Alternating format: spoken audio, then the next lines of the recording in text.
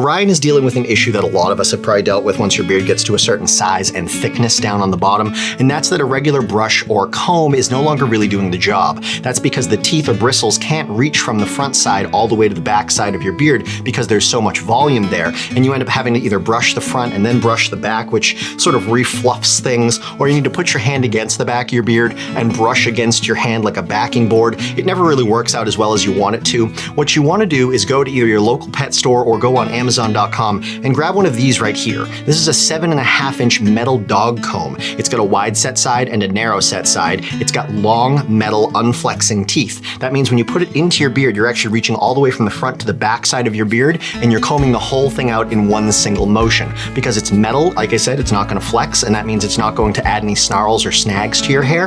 And it's also going to be very easy to maintain because metal is easy to wash off. Just use some very hot water with a little bit of soap if you feel it's necessary. This is what you want to go with.